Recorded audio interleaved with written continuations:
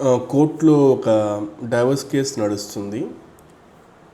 భార్యాభర్తలు యొక్క పిల్లకి they wanted to take the Aadhaar card enrol చేయాలి.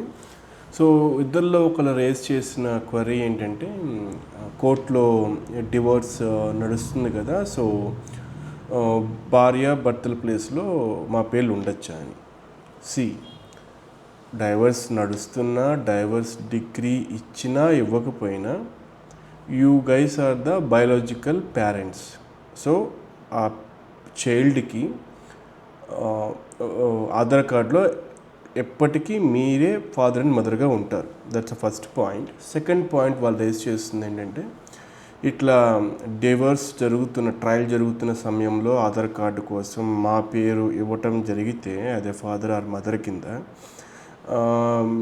లైక్ భరణం విషయంలో కానీ, ఎలిమోనీ కానీ, విత్ డిపెండెన్సీస్లో కానీ, సో మాకేమన్నా నెగిటివ్ ఎఫెక్ట్ ఉంటుందా అన్నారు.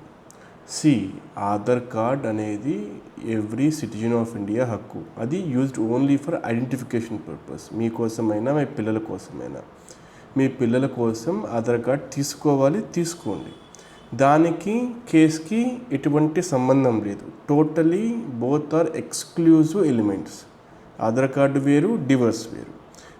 దీన్ని లింక్ చేసి ఆలోచించాల్సిన అవసరం ఏం లేదు.